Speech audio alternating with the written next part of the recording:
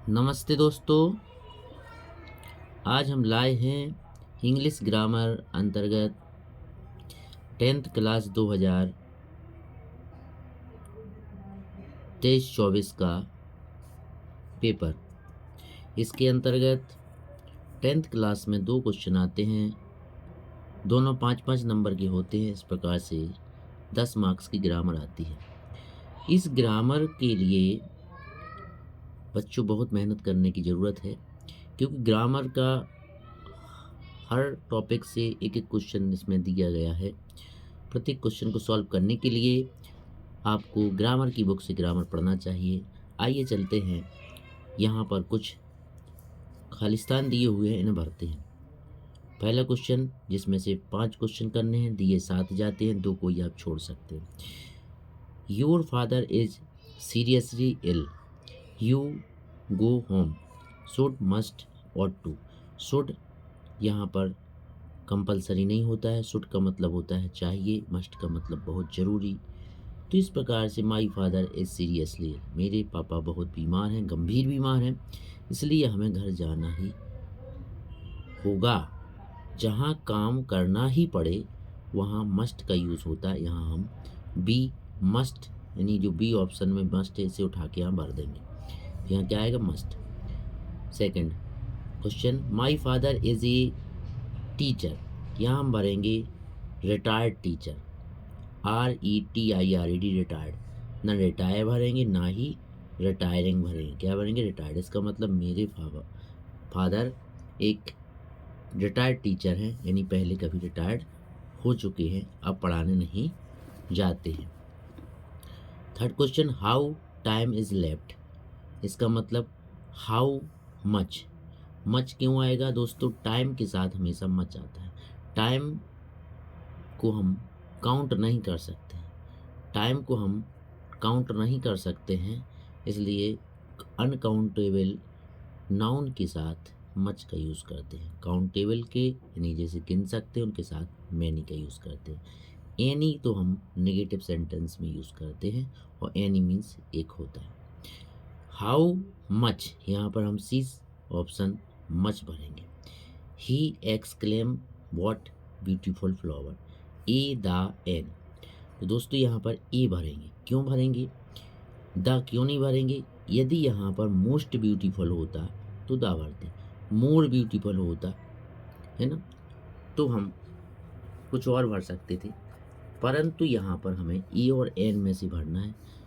ठीक है, दा नहीं भरेंगे। दा कब भरेंगे? जब यहाँ पर एडजेक्टिव का सुपरलेटिव डिग्री दिया हो तो दा भरते हैं। तो दा तो नहीं भरेंगे, ई और एन में से कोई एक भरेंगे। तो यहाँ पर पहला लेटर ब्यूटीफुल, पहला जो हमारा वर्ड है वो ब्यूटीफुल है, इसका उच्चारण हम हिंदी में करेंगे ब्यूटीफुल। तो बा, हिंदी का बा वर्ण आएगा जो व्यंजन है, इसलिए ए का यूज़ हम यहाँ कर सकते हैं। तो यहाँ पर आएगा ए, क्या भरेंगे? ए। अब next, Sita is than any other girl. तो कुल मिलाकर के देन एक तुलना के लिए आता है, जहाँ THAN देन का उपयोग हो, वहाँ जो भी एडजेक्टिव आएगा सेकंड फॉर्म यानी कॉम्परेटिव डिग्री का आएगा। तो यहाँ मोर इंटेलिजेंट भरेंगे। क्या भरेंगे? More intelligent. इसके बाद आई दिस बुक स्टडी, स्टडी का मतलब होता है पास्ट टेंस, ये बात पास्ट टेंस की है। पास्ट टेंस है तो इसका मतलब प्रेजेंट, सॉरी पास्ट इंडेफिनिट का टेंस होगा। पास्ट इंडेफिनिट है तो एक्शन वर्ड का यानी कि मुख्य क्रिया का दूसरा रूप आएगा। तो इनमें हम रीड कर देख लेंगे कौन सा हमारा दूसरा रूप है। रीड्स फर्स्ट है, प्रथम रूप है। रीडिंग भी प्रथम रूप ही है, उसमें ING लगा है। अब रीड जो है ये फर्स्ट भी हो सकता है, सेकंड भी हो सकता है, थर्ड भी, क्योंकि रीड के तीनों फॉर्म एक जैसे होते हैं, इसलिए हम इसे सेकंड फॉर्म ही मानते हैं और इसे उठा के इसमें भर देंगे। I read this book study. Second, you work hard you will fail, तुम कठिन काम करोगे तो तुम फेल हो जाओगे। ऐसा थोड़ी है कठिन काम करेंगे तो फेल नहीं होंगे, कठिन काम करने से पास हो जाएंगे। तो यहाँ पे अनलेस भरेंगे। अनलेस का मतलब होता है यदि नहीं, यदि तुम हार्ड वर्क नहीं करोगे तो फेल हो जाओगे। तो हम क्या भरेंगे? अनलेस को, सी वाले को यहाँ भर देंगे अनलेस। तो इस प्रकार से आप जान गए होंगे। फिर से मैं रिपीट कर दे रहा हूँ स्पीडली। पहले वाले में मस्ट, दूसरे वाले में रिटायर, तीसरे वाले में मच, चौथे वाले में ए, पांचवें वाले में मोर इंटेलिजेंट, छठे वाले में रीड, सातवें वाले में अनलेस। इस प्रकार से हम भर देंगे। एक्सप्लेन मैंने कर ही दिया। अब आता है क्वेश्चन नंबर 8। क्वेश्चन नंबर 8 में डू एज डायरेक्ट का मतलब है जो कुछ भी प्रत्येक क्वेश्चन में निर्देश दिया गया हो, हमें उसके अनुसार करना है। जैसे यहाँ पर लिखा कंबाइन, तो हमें इन दोनों को जोड़ना है। यहाँ लिखा है कंबाइन, तो इन दोनों को ऐड करके सेंटेंस बनाना है। यहाँ लिखा है चेंज पैसिव, हमें एक्टिव से पैसिव बदलना। यहाँ रीअरेंज करना है। यहाँ पर हमको दिया हुआ है सिंस का उपयोग दिया है, तो सेंटेंस हमें देखना है कौन सा कैसा है। जो सेंटेंस में निर्देश दिया जाए हमें वैसा करना है। इसको बोलते हैं do as direct. Do as direct कोई अलग से चीज़ नहीं है, कोई अलग से कोई उसका सेंस नहीं है, जैसा कहा जाए वैसा करना है। चलिए हम पहला क्वेश्चन करते हैं। यहाँ पर क्या करना है, सेंटेंस को आपको ऐड करना है, जोड़ना है। तो पहला दिया है Lencho wrote a letter. Lencho एक भगवान को चिट्ठी लिखता है, और देखते हैं किस तरीके से लिखता है। पहला जो सेंटेंस है ये वाला लेंचो वाला, इसको हम यहाँ लिखते हैं। तो यहाँ लिखेंगे लेंचो, हु के साथ लिखना है। Lencho who was a peasant write a letter to God. तो यहाँ लिखेंगे Lencho who was a peasant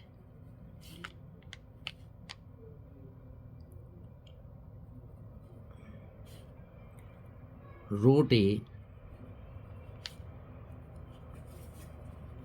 letter to God. इसका मतलब लेंचो जो एक पीजेंट है और भगवान को चिट्ठी लिखता है। सेकंड, यहाँ पर सेकंड क्वेश्चन है, पढ़ें ध्यान से। My sister is very intelligent. Second है सी कैन सॉल्व एनी प्रॉब्लम। मेरी बहन बहुत होशियार है, वह किसी भी समस्या को हल कर सकती है। इस सेंटेंस को आपको सो दैट के साथ जोड़ना है और लिखना है। तो लिखेंगे my sister is very intelligent. So लिखेंगे माई सिस्टर सो इंटेलिजेंट, इसको हटा देंगे।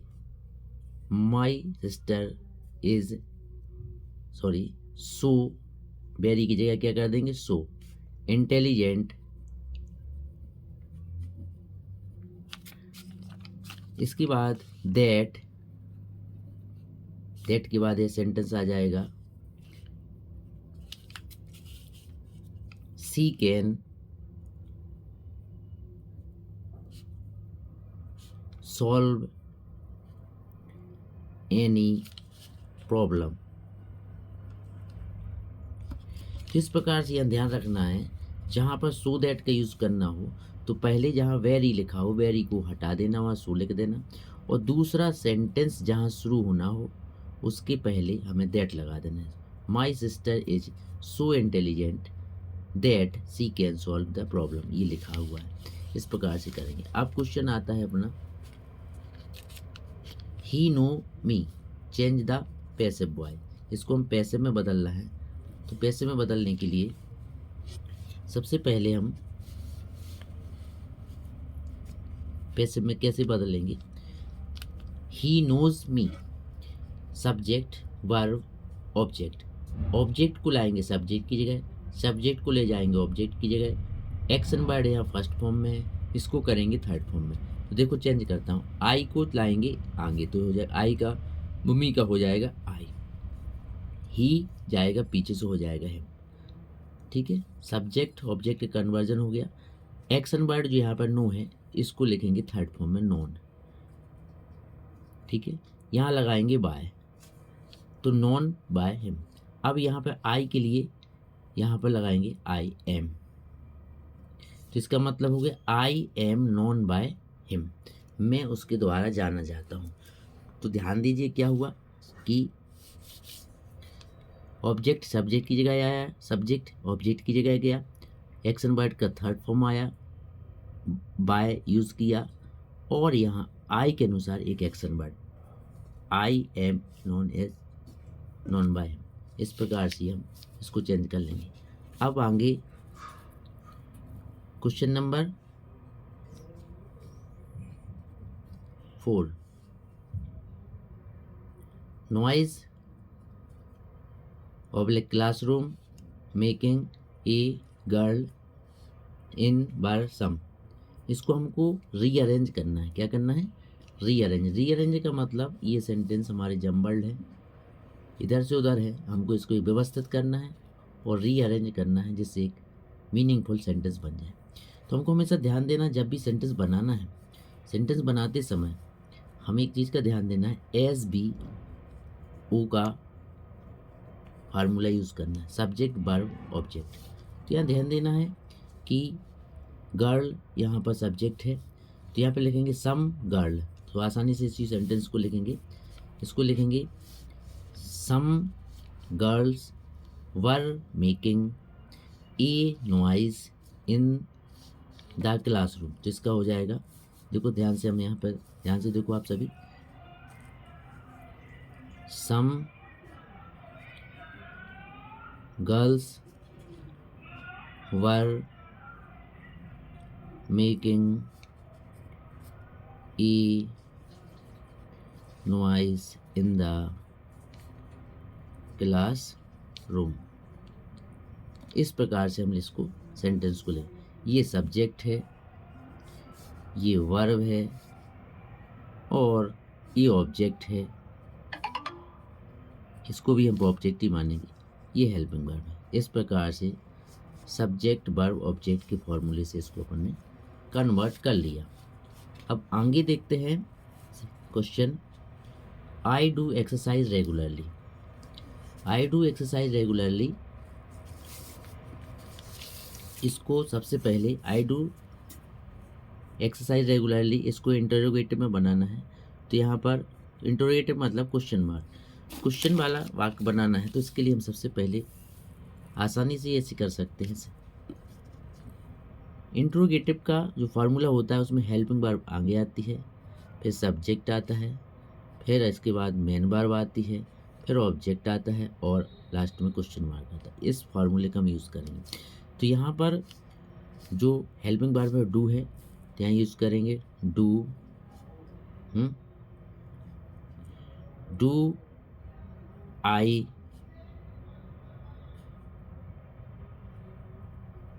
Exercise regularly question mark. क्या किया, जो डू था वो आगे लाए, आई एक्सरसाइज रेगुलरली, ध्यान रखेंगे कैपिटल लेटर में लिखेंगे। और नेक्स्ट क्वेश्चन है to find error in others easily. ये 2024 में आया है और 2025 में भी आया है। तो इसके लिए इट का यूज़ करना है। यहाँ पर क्या निर्देश दिया गया, इट का यूज़ करके इसको लिखना है। तो यहाँ से करेंगे it is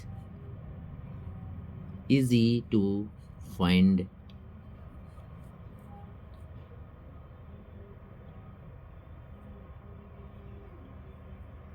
errors in others। इसका मतलब दूसरों में गलतियां छांटना बड़ा आसान है। तो इस प्रकार से ये जो क्वेश्चन पेपर है ग्रामर का 10th क्लास में आता है और इसको आपको सॉल्व करना आना चाहिए। तो यहाँ पर हमने कुछ आंसर लिखे हैं, उन्हीं के थोड़ा फिर से आप देख सकते हैं। ये रहा क्वेश्चन पेपर का आंसर, पहले का पहला, दूसरा, तीसरा, चौथा, पाँचवा, छठवां, सातवां, इस प्रकार से यहाँ पर सॉल्व किया गया है। तो दोस्तों यहाँ पर एक क्वेश्चन और छूट गया, सॉरी, पाँचवा, we are living in this city since 2005। जहाँ सिंस का उपयोग हो बेट दोस्तों, सिंस या फॉर, तो वो निश्चित रूप से परफेक्ट कॉन्टिन्यूअस का होता है। तो पाँचवा सेंटेंस अभी और रह गया है, इसको हम सॉल्व करना चाहते हैं। तो देखते हैं पाँचवा है, इसके लिए हम लिखेंगे क्वेश्चन क्या है, we are living in this city since. तो यहाँ पर परफेक्ट बनाना है, तो वी हैव बीन ये आएगा, we have been living in the city since 2005। तो इसको लिखते हैं, थोड़ा ध्यान से देखें। 5th क्वेश्चन रह गया,